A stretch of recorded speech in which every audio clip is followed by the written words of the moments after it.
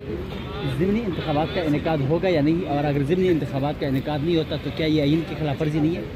دیکھیے، ضمنی انتخابات کا انعقاد ہوگا یا نہیں اس بارے میں تو میں نہیں کہہ سکتی کچھ، کیونکہ نہ میں انتخابات کرانے والوں میں سے ہوں، نہ انتخابات کے آرڈر دینے والوں میں سے ہوں۔ تو ظاہر کورٹ کا ایک آرڈر ہے، اس کو الیکشن کمیشن کا پورا استحقاق ہے، وہ جس طرح سے ان کو چاہیے کہ عمل کریں۔ ظاہر ہے کہ آئین شکنی نہیں ہونی چاہیے، ہم پہلے بھی ایک آئین شکنی کو رو رہے ہیں ابھی تک، اور اب تک ہم آئین کے بارے میں بات کرتے ہیں تو آئین شکنی تو ہونی، آئین کو تو مذاق بنا دیا گیا، لیکن الیکشنز بھی ہونے چاہیے۔ بہرحال یہ تو ارباب اختیار پہ ہے کہ کل کو کس کروٹ بیٹھے گا، حالات کس طرف جاتے ہیں، جنرل الیکشنز ہوتے ہیں، ضمنی الیکشنز ہوتے ہیں، نہیں ہوتے، یہ تو آپ فیوچر کے بارے میں تو آپ کچھ نہیں کہہ سکتے۔ کیا آپ کے خیال میں پاکستان میں آئینی اور سیاسی بحران پیدا ہو چکا ہے؟ جی بالکل پیدا ہو چکا ہے، سیاسی بحران تو کافی عرصے سے ہے، اور جب اس طرح کے بحران پیدا ہوتے ہیں تو معاشی بحران تو آتا ہی آتا ہے، کیونکہ آپ کو پتہ ہے آپ کے ملک میں آپ کی سب سے زیادہ افیکٹ کرتی ہے آپ کی فارن ڈائریکٹ انویسٹمنٹ افیکٹ کرتی ہے، آپ کی اوورسیز کی جو ریمیٹنسز ہیں وہ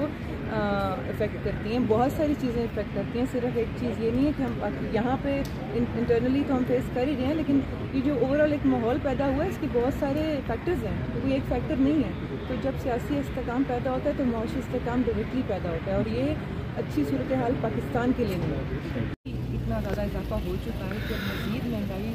ہماری عوام نہیں برداشت کر سکتی، اور جس طرح آئے روز آپ دیکھیے کہ ان کی حالات سیاسی عدم استحکام ہے، معاشی عدم استحکام ہے، معاشرہ پھر ایک عجیب سی سمت میں چلا جاتا ہے۔ آپ کو پتہ ہے اس سے پھر جرائم بھی بڑھ جاتے ہیں، اس سے بہت ساری اور چیزیں ہوتی ہیں، اور صرف کچھ ایک طبقے کے لیے نہیں۔ اب یہ تو اوور آل آپ دیکھ لیں کہ اچھا خاصا بندہ بھی جو کماتا ہے، کیونکہ آپ دیکھیں کمائی نہیں بڑھ رہی ہے آپ کی، اور آپ کے خرچے بڑھ رہے ہیں، تو جب آپ کے خرچے بڑھ رہے ہیں اور آپ کی کمائی نہیں بڑھ رہی ہے تو ڈیفینیٹلی وہ پھر اس کا امپیکٹ بڑا خراب اوور آل آتا ہے۔ اور الگ ہے کہ کچھ ایسے عوام کے لیے سوچا جائے، حکومت وقت بھی سوچے، اور سب مل کے ایک پوائنٹ پہ ساری پولیٹیکل پارٹیز جو ہیں وہ عوام کے لیے اور پاکستان کے لیے کم از کم ایک معاشی صورتحال کے ڈائلاگ کے لیے تو اکٹھے ہوں، ایک جگہ پہ بیٹھے ہیں۔ باقی اپنی لڑائیاں جھگڑے یہ چلتے رہتے ہیں، یہ چلتے رہنے ہیں، لیکن پاکستان کے لیے اور عوام کے لیے ضرور میرا خیال ہے کہ ان سب کو اکٹھا ہونا چاہیے، جو چھوٹی موٹی ان کی آپس میں ہے بھی بھلا دینی چاہیے، اور بیٹھ کے ان کو حل نکالنا چاہیے، کیونکہ یہ تو کوئی ہے ہی نہیں بات کہ مطلب آپ روز نئے ٹیکسز لگا دیں، روز قیمتیں چیزوں کی بڑھتی چلی جائیں اور آپ کی آمدنی نہ بڑھ رہی ہو، تو اس طرح تو پھر گزارا بہت مشکل ہوگا۔ اتنا زیادہ اضافہ ہو چکا ہے کہ مزید مہنگائی ہماری عوام نہیں برداشت کر سکتی، اور جس طرح آئے روز آپ دیکھیے کہ ان کی حالات سیاسی عدم استحکام ہے، معاشی عدم استحکام ہے، معاشرہ پھر ایک عجیب سی سمت میں چلا جاتا ہے۔ آپ کو پتہ ہے اس سے پھر جرائم بھی بڑھ جاتے ہیں، اس سے بہت ساری اور چیزیں ہوتی ہیں، اور صرف کچھ ایک طبقے کے لیے نہیں۔ اب یہ تو اوور آل آپ دیکھ لیں کہ اچھا خاصا بندہ بھی جو کماتا ہے، کیونکہ آپ دیکھیں کمائی نہیں بڑھ رہی ہے آپ کی، اور آپ کے خرچے بڑھ رہے ہیں، تو جب آپ کے خرچے بڑھ رہے ہیں اور آپ کی کمائی نہیں بڑھ رہی ہے تو ڈیفینیٹلی وہ پھر اس کا امپیکٹ بڑا خراب اوور آل آتا ہے۔ اور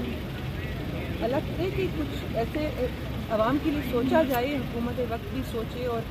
سب مل کے ایک پوائنٹ پہ ساری پولیٹیکل پارٹیز جو ہیں وہ عوام کے لیے اور پاکستان کے لیے کم از کم ایک معاشی صورتحال کے ڈائلاگ کے لیے تو اکٹھے ہوں، ایک جگہ پہ بیٹھے ہیں۔ باقی اپنی لڑائیاں جھگڑے یہ چلتے رہتے ہیں، یہ چلتے رہنے ہیں، لیکن پاکستان کے لیے اور عوام کے لیے ضرور میرا خیال ہے کہ ان سب کو اکٹھا ہونا چاہیے، جو چھوٹی موٹی ان کی آپس میں ہے بھی بھلا دینی چاہیے، اور بیٹھ کے ان کو حل نکالنا چاہیے، کیونکہ یہ تو کوئی ہے ہی نہیں بات کہ مطلب آپ روز نئے ٹیکسز لگا دیں، روز قیمتیں چیزوں کی بڑھتی چلی جائیں اور آپ کی آمدنی نہ بڑھ رہی ہو، تو اس طرح تو پھر گزارا بہت مشکل ہوگا۔